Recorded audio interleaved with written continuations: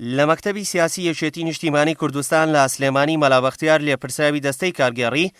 بە ئامادەبوونی تەحسین نامیق جێگری لێپرساوی پەیوەندیەکانی دەرەوەی یەکێتی پێشوازی لایەن کۆبیش نوێنەری تایبەتی سکرتێری گشتی نەتەوە یەکگرتوەکان کردو لە کۆبوونەوەیەکیشدا کە کاروان خۆشنا و مکەڕەممەلایی بەرپرسانی کاروباری سیاسی یۆنامی لە سلێمانی و هەولێر ئامادەی بوون یان کۆبیش بە ئاماژەکردن بە دواکۆبوونەوەکانی لە ئەمریکا لەگەڵ سکرتێری گشتی و سەرکردایەتی نەتەوە یەکگرتوەکان و ئەندامانی ئەنجومەنی ئاسایش ڕوونی کردەوە کە لە کۆبوونەوەکاندا پرسیارگەلێکی جددی لەبارەی ڕوودا و بارودۆخی ئێستای عێراق و ناوچەکەوە هەبوون کە لەلایەن سەرکردایەتی نەتەوە یەکگرتوەکانەوە شەڕی داعش و ڕزگارکردنی مووسڵ و هەمانگی نێوان پێشمەرگە و هێزە عێراقیەکان و قوربانیەکانی گەلی عێراق و کوردستان بەگشتی و بەتایبەت لە شەڕی داعش بەڕێزەوە نرخێنراون هەروەک بەڕێزەوە ئاماژە بە گیانی هاوکاریکردن و تەبایی گەلی کوردستان لە پێشوازیکردن و خزمەتکردنی ئاوارەکانی ناوچەکانی عێراق کراوە هەروەک هاوکاریەکانی هاوپەیمانی دژی داعش بۆ عێراق و کوردستان بەبایەخەوە هەڵسەنگێنراوە ڕوونیشی کردەوە کە لەلایەن سکرتێر و ئەنجومەنی ئاسایشەوە پرسیارگەلێکی تر سەبارەت بە بارودۆخی سیاسی و ئابووری و بەرەو پێشچوونە کۆمەڵایەتیەکان و بەتایبەت هەماهەنگی نێوان بەغدا و هەولێر هەبوون و وتیشی یەکێکی تر لە پرسیارە گرنگەکانی کۆبوونەوەکە سەبارەت بە کات و ساتی ڕیفراندۆم و ئەو یاسایانە هەبوون کە پرۆسەکەی پێ بەڕێوە دەچێت کە ئایا ئەم ڕیفراندۆمە لە ئەنجامی گفتوگۆ و دانوستان لە نێوان بەغدا و کوردستان دەبێت هەروەک ئەوەی ماینی گەرانی بوو ئەوە بوو کە بڕیار لە ڕیفراندۆم بەرهەمی گفتوگۆی نێوان لایەنەکان نێو تاگلایەنەیە کە ئەمەش ڕەنگە وا بکە لایەنەکانی تر بە هەمان شێوە بە تاگلایەنە بڕیاری لەبارەوە بدەن یان کۆبیش تاکیدی لە پەیامی سکرتێری گشتی و سەرکردایەتی ئەنجومەنی ئاسایش کردەوە کە پێویستە بە زووترین کات گفتوگۆکان لە نێوان لایەنەکان و بەتایبەت لە نێوان کوردستان و بەغدا لەسەر کۆی پرسەکانی ناوچە جێناکۆکەکان و کێشەکانی ئابووری و گرێبەستەکانی نەوت دەست پێ بکاتەوە هەوڵ بدرێت بەرژەوەندیەکانی نێوان هەردوولا بدۆزرێتەوە کێشەکان چارەسەر بکرێن هەر لە چوارچێوەی کۆبوونەوەکەیاندا یان کۆبیش ڕایگەیان پەیامێکم هێناوە کە لە بەغدا بە سەرۆکوەزیرانم ڕاگەیاندووە پێویستە ڕاستەوخۆ گفتوگۆکان لەگەڵ کوردستان دەست پێ بکەنەوە بەبێ دواخستن هەروەها لە هەولێر لەگەڵ بەڕێز مەسعود بارزانی و سەرکردەکانی تری لایەنەکان بۆ گەیاندنی ئەو پەیامە کۆبوومەتەوە ئەمڕۆژ لێرەم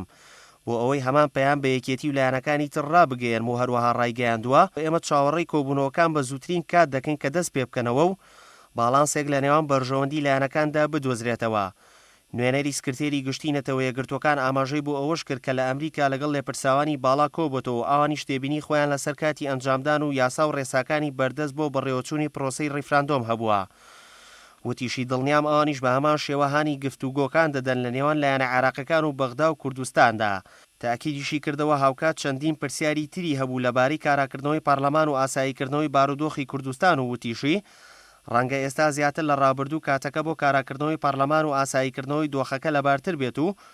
هەموو ئەوانەشی بە ناوەڕۆکی ئەو پەیامە زانی کە داوای لێکراوە بیگەێنێتە لایەنە عێراقیەکان لە بەغدا و کوردستان لە بەرامبەریشدا مەلابەختیار خۆشحاڵی نیشاندا کە لە کات و هەلومەرجێکی باشدا پەیامی نەتەوە یەکگرتوەکان و جەنابی سکرتێری ئەنجومەنی گشتی نەتەوە یەکگرتوەکانی هێناوە بۆ عێراق و کوردستان و وتی بێگومان خۆشحاڵین کە نەتەوە یەکگرتوەکان بایەخ بە عێراق و کوردستان و بە چۆنەتی چارەسەرکردنی کێشەکان دەدات و ئەمەشی بە بەڵگەی ئەوە زانی کە هەم کوردستان و هەم عێراق و ناوچەکەش جێگەی سەرنجی نەتەوە یەکگرتوەکان و دەوڵەتە گەورەکانیشە مەلابەختیار وتیشی سەرکردایەتی کوردستان بە باشی لەوە تێدەکەن کە بۆچی بەغدا موچە و بودجە نانێرن و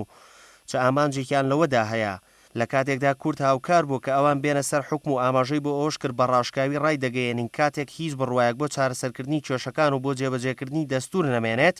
ئەوە کورد بیر لە ئەڵتەرناتیڤ دەکەینەوە ئەڵتەرناتیڤی کوردیش ڕاپرسیە بۆ ئەوەی ڕای میلەتەکەمان وەربگرین بێگومان گفتوگۆ لەگەڵ بەغدا دەکەین لە پێش ڕیفراندۆم و لە کاتی ڕیفراندۆم و دوای ڕیفراندۆمیش و لە کاتی سربەخۆییشدا نزیکترین دەوڵەت لێمانەوە هەر عێراق دەبێت ئەگەرچی چەندین نمونەیان هەیە کە قسە لەسەر ناوەندیش نەکراوە و ڕیفراندۆمیش ڕاگەیەنراوە وەگەریتیریا و کۆسۆڤۆ بە نمونە بەڵام سەرەڕای هەموو ئەو قەیران و کێشانە هێشتا بەغدا بەنیەتی چارەسەر هیچ هەنگاوێک نەهاتۆتە پێشەوە و لێپرساوی دەستەی کارگێڕی لە درێژەی وتەکانیدا ئاماژەی بۆ ئەوە کرد کە بەغدا دڵی بۆ چەند تانک و چەکە نوێ خۆش نەبێت کە کڕیویانە چونکە هیچ کاملاوانە کورد ناترسێنە بۆیە دەبێت هەمووان دڵنیابن ئەگەر هەبن لە بەغدا بە زمانی شەڕ و تانک و فڕۆکە قسەمان لەگەڵ بکەن ئەوە چارەنووسیان لە چارەنووسی هەموو حکوومەتەکانی تری عێراق باشتر نابێت چونکە لە ڕابردوودا هیچ حکوومەتێک لە ناوچەکە بە هێندەی حکوومەتی سەددام بەهێز نەبووە پێشمەرگەش بەکەمترین چەک بەڵام بە فراوانترین ئیرادەی میلەتەکەمان بەرگریمان کرد و گەیشتینە ئەمڕۆ